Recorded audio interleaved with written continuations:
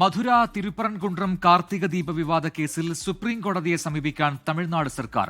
മദ്രാസ് ഹൈക്കോടതി വിധിക്കെതിരെ സുപ്രീം കോടതിയെ സമീപിക്കുമെന്ന് നിയമമന്ത്രി എസ് രഘുപതി വ്യക്തമാക്കി. മനീഷ് മൂർത്തി ചെന്നൈയിൽ നിന്നും ഒരിക്കൽ കൂടി ചേരുന്നു. മനീഷ്, തിരുപ്പറൻകുണ്ട്രം കാർത്തിക ദീപ കേസ്, അതുമായി ബന്ധപ്പെട്ട് നിയമപോരാട്ടം തുടരുക എന്നത് തന്നെയാണോ തമിഴ്നാട് സർക്കാരിന്റെ തീരുമാനം? പ്രജിൻ, തീർച്ചയായും. അതായത് സുപ്രീം കോടതിയെ സമീപിക്കുക എന്നുള്ളതാണ് DMK നിലവിൽ തീരുമാനിച്ചിരിക്കുന്നത്. നിയമമന്ത്രി ഈ കോടതി വിധിയെ രൂക്ഷമായി വിമർശിച്ചുകൊണ്ട് തന്നെയാണ് ഇത്തരത്തിലൊരു തീരുമാനം ഇപ്പോൾ പറഞ്ഞിരിക്കുന്നത്. വളരെ വേഗത്തിൽ തന്നെ സുപ്രീം കോടതിയെ സമീപിക്കും എന്നുള്ളതാണ് നിയമമന്ത്രി കൂടിയായിട്ടുള്ള രഘുപതി പറയുന്നത്. പ്രധാനപ്പെട്ട കാര്യം അവിടെ, അതായത് ഈ ദീപത്തൂൺ എന്ന് പറയുന്നത്, ദർഗയ്ക്ക് സമീപത്തുള്ള ദീപത്തൂൺ എന്ന് പറയുന്നത് ഒരു കാലത്തും അവിടെ കാർത്തിക ദീപം തെളിയിച്ചിരുന്നു എന്നതിന് തെളിവില്ല എന്നുള്ളതാണ്.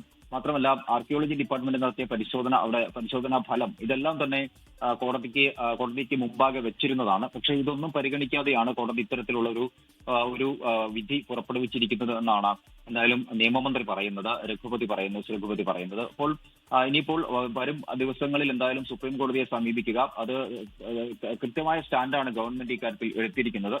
മാത്രമല്ല, അവിടെ ദീപം തെളിയിക്കാൻ പോകുന്ന സമയത്ത് പോലീസുകാർ തടഞ്ഞ സംഭവമൊക്കെ മാധ്യമപ്രവർത്തകർ ചോദിച്ചപ്പോൾ അതിനുള്ള മറുപടിയായി പറയുന്നത്, അവിടെ ഒരു പ്രശ്നമുണ്ടാക്കാതെ, അതായത് ഒരു സംഘർഷത്തിലേക്ക് കാര്യങ്ങൾ പോകാതെ നോക്കുക എന്നതാണ് ജില്ലാ ഭരണകൂടത്തിന്റെ പ്രധാനപ്പെട്ട കർത്തവ്യം എന്ന് പറയുന്നത്. അതിനുവേണ്ടിയാണ് അത്തരത്തിലുള്ള നടപടിക്രമങ്ങളെല്ലാം തന്നെ അവിടെ പാലിക്കപ്പെട്ടത്, അല്ലെങ്കിൽ അത്തരത്തിലുള്ള കാര്യങ്ങളെല്ലാം നടന്നത്.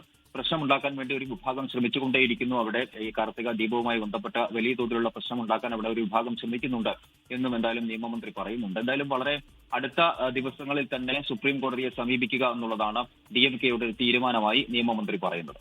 ശരി, മനീഷ് മൂർത്തിയാണ് ചെന്നൈയിൽ വിശദാംശങ്ങൾ നൽകുന്നത്. ലോകത്തെവിടെയായാലും ഏത് സമയത്തും 24 വാർത്തകളും ഓഗ്മെന്റഡ് റിയാലിറ്റി പാക്കേജുകളും എക്സ്പ്ലെയിനറുകളും വിശദമായി കാണാൻ ഞങ്ങളുടെ YouTube ചാനൽ നിങ്ങൾക്ക് സബ്സ്ക്രൈബ് ചെയ്യാം.